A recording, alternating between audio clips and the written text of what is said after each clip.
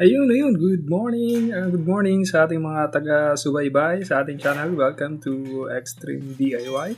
Ngayong araw, ang vlog natin na siyempre, yung gagawin natin ay yung pinakaabangan nating steel door. Yung build natin ay 2x3 at saka 3/4 by 3/4 na tubular yung pinaka-framing nito. Saka yung loob naman instead of plywood kasi nga syempre 'di ba? Ang plywood po ay napaka susceptible lang yun sa rotting kahit na lasunin mo yan, lagyan mo ng kung ano-anong treatment is malamang sa lamang, 'di ba? Mga ilang taon lang, ganun pa rin ang kalalabasan. So, yung mga material natin ngayon ay bakal at saka yung high-end pinolot board na para siyang cladding, plastic cladding ka guys.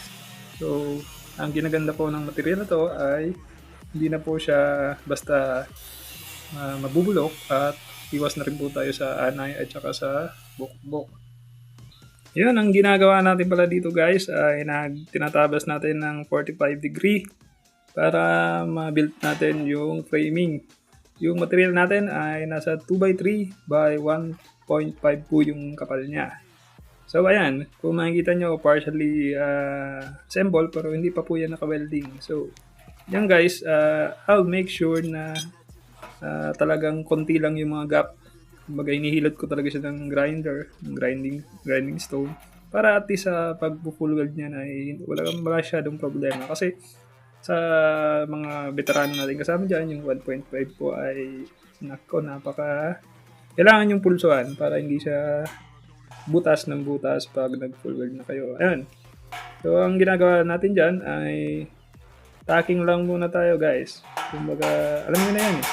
Kumbaga, dulo-dulo lang, maliliit na tacking na tagdadalawa o tagtatatlong pitik lang ng welding rod or ng electrode yung ginagawa natin. Para at least may iwasan natin yung tinatawag nilang distortion o yung pagbaluktot po ng bakal. Kasi sa mga veterano nating kabakal yan, alam natin, di ba? Siyempre, pag nanggigil ka kaagad na weldingin yan, ang mangyayari po ay malakas po yung tsansa na pwedeng bumaloktot. Yan, magiging mababading po yung bakal. Ayun, magiging baloktot yan at tabi-tabingi. Dahil po sa excessive heat na dulot ng pag-full weld. Ayan. Sa video natin, medyo nag-struggle si Kuya kasi siyempre pag bago yung electrode, kailangan nyo unang kumbaga i-warm up yan. Ayan, tacking lang guys. Kumbaga, pagkatapos yung i-tacking guys, pwede yung sipatin na yan.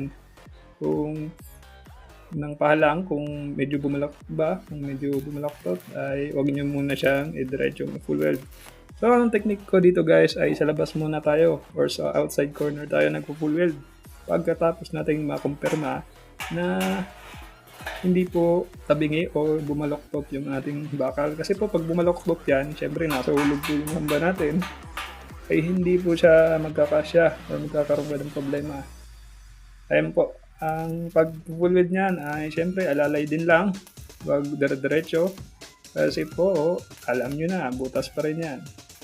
So ang clearance pala niyan guys sa hamba natin ay nag-clearance lang ako ng halos 0.8, 0.5 to 0.8 kasi yung thickness ng, di ba, yung bisagra natin saka yung tamang clearance lang. Pag masyado kasing malaki, hindi na po mag-fit yan ng swak doon sa ating door jamb. Yung door jamb natin niya guys ay semento. Dito po sa lugar namin, nakaugalian po ng mga tao na semento po yung pinapagawa nilang door jamb. So, doon pa lang sa pag-asinta o pagbabalitada, tinatabihan natin yung mason na at least 2 inches yung pinaka-groove niya o yung basyada ng ating door jamb. Kasi, syempre, abang na yun natin yun sa itong ginagawa natin pinto.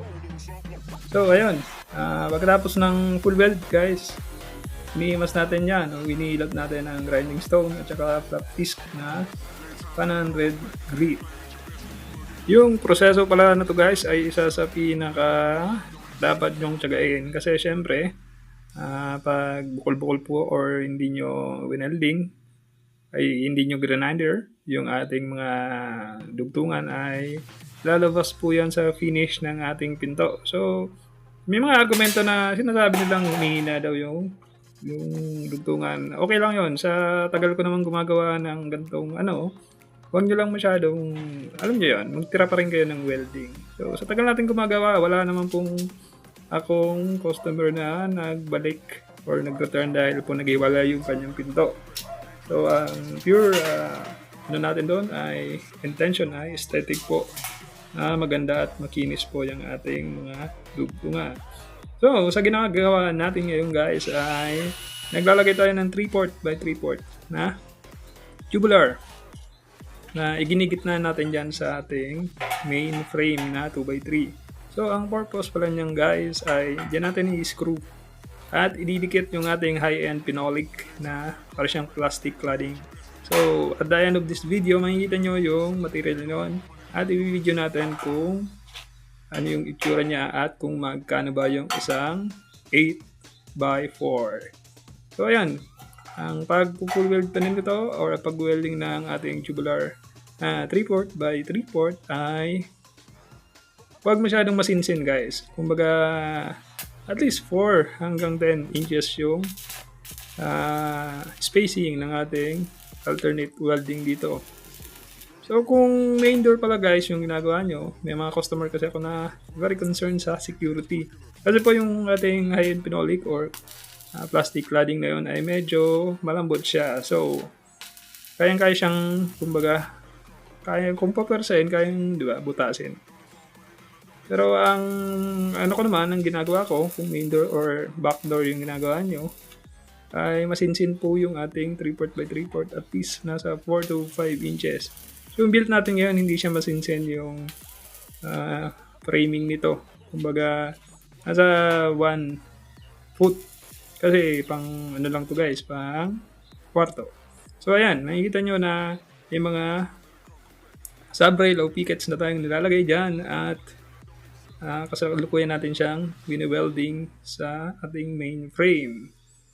Kung may mga katanungan kayo guys, kung may mga kailangan akong dapat sagutin or may mga tanong kayo, pwede kayong mag-comment sa ating comment section para at least na bibigyan ko kayo ng tips kung ano ba yung magandang diskarte or kung may mga hindi kayo makuha o naguguluhan. Pagkatapos nating ma-welding yung ating mga pickets or sub-rail, ay kailangan natin maglagay ng mga stainless hinges na number 4 po ito. Yung at least 3 piraso guys kung maglalagay kayo dito ng ating hinges or bisagra. Ang ginagawa ko from the bottom, nagsusukat na ako ng 15 cm. Tapos yung bisagra na. Yung gitna namang hinges ay from the floor, nagsusukat na ako ng 1 meter. Yun. So, sa pagkakabit pala guys ng bisagra, syempre kailangan natin dito ng drill na 316 yung ating drill bit. At pagkatapos nun ay 316 yung ating drill bit at syempre 316 by 1 yung ating blind rivet. So kung yung gamit natin ngayon ay automatic riveter from Inco. Hindi po ito sponsored pero baka naman. Ayan, kung wala naman kayong gantong tool, kasi ako syempre sa tagal na rin, diba? Nag-invest na rin ako sa mga gamit. Ayan. Madali lang kasing mag-rivets pag ganda yung gamit nyo, lalo kung malaki yung rivets guys. So napakaganda nito guys, at least nasa 3 taon na to mahigit sa akin. Simple na to. Pero kung wala kayong ganito, pwede naman yung hand rivet. Kaso sa haba ng rivet na to guys, medyo mangangalay kayo, panigurado yan. So ayan, pagkatapos nating ikabit yung ating mga blind rivet, yung hinges ng ating blind rivet, so prepare natin to. Ayan. Tapos na yung tatlo. Sa pagbubutas naman at pagkakabit ng doorknob. Yung pagkakabit pala guys ng doorknob ay may tayo doon, separate at detalyadong video. Kung gusto niyo matutunan yung pagkakabit nito, kung ganito yung doorknob na gusto niyo ilagay sa build na gusto nyong gawin ay paghanap na lang po ng detailed video natin sa ating channel. So, punta lang tayo sa ating channel, Extreme DIY. At yun, makikita nyo yung detalyadong susukat at pagbubutas ng door knob na ito. So, ayan, pagkatapos natin butasan nyo guys, syempre, tinanggal muna natin siya para pinturahan to ng epoxy primer. Kasi ito po yung maunang matatakpan ng ating high-end phenolic. So, ayaw ko namang iwanan na wala siyang pintura kahit na nasa loob siya. Pero maganda pa rin, di ba, na may pintura siya bago natin ilagay yung high-end phenolic. So, ayan. Naglalagay tayo dito ng no more nails or adhesive. At least, para siyang assurance rin na kapit talaga yung ating high-end phenolic na ilalagay sa ating steel door. Ayan guys. Ayun, nilagay na natin yung high-end phenolic. At para mas sigurado ang matibay yan guys, ay naglalagay pa rin tayo ng mga fan head screw o yung ano natin, screw na pangbakal. So, papakita ko sa inyo mamaya kung ano yung itsura niyan. So, bago yan, wag niyo kalimutang markingan yung mga pickets niya, yung mga suporta niya. Kasi minsan, pag natakpan nyo na yan, tapos hindi kayo nakapag-marking, mahirap po mag-chamba dyan sa ating high-end phenolic. Masisira po at magkakaroon ng unwanted na mga butas yan. So, ayan. Ayan po yung fan head screw na may habang 3/4 yata yan kung hindi ako nagkakamali. Halos naglalaro siya sa 3/4 at 1 inch. Tapos, nagkakaroon pa rin ako ng maliit na pilot hole. Ginagamitan ko ng 1/8 na drill bit na pambakal. So, yun guys, hindi tayo sponsored ng Inco, pero ayun na nga po ulit-ulit. Baka naman Inco. Ayun. Yung Inco lang kasi yung ating kaya ng bulsa. Kumbaga, budget friendly sa bulsa natin. Na power tool at yung pinakamadali nating ma-access. So, sa akin, tried and tested na yung power tools nila. So, ayan guys, nakikita nyo sa video natin na ito yung nasa kabilang side ng door. So, parang yung term ng iba dito ay parang double walling. Siyempre, yung gamit natin dito ay Inco circular saw na yun, 24 teeth, 5 and 1/2 yung ating blade size. So, ang diskarte naman dito ay kuha lang kayo ng straight edge na pwede nyo gamitin na pang-alalay habang kayo ay nagkakating. Pwede po siyang pyesa ng aluminum and aluminum tubular. Pwede namang tubular na gamitin nyo lang siya ng clamp para sigurado na ayun, tuwid yung ating pagtatabas. So, sa part ko dito, meron tayong aluminum na tira na pyesa pang awning window to. So, ginagamit lang natin siya pansamantala para maging guide. So medyo guys, ingat-ingat lang tayo dito sa ating pagtatabas kasi medyo delikado rin yung tool na to, lalo kung hindi nyo papansin yung ilalim. So ayan. Ang presyo pala nito guys dito sa lugar namin ng high-end phenolic board nito ay naglalaro sa 750 to 800. Ang thickness niya ay at least 1/4. Ayun. So, ayan yung brand niya, Mighty High-End Phenolic Board. So, shout out sa company na nag-manufacture nito. Maganda siya.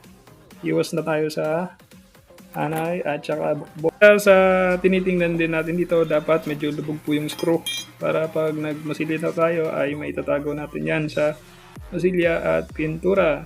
So, yung video natin guys ay part 1 pa lang po to. May part 2 kasi napakahaba po na mahirapan tayong mag-upload at mag-edit ng ating video.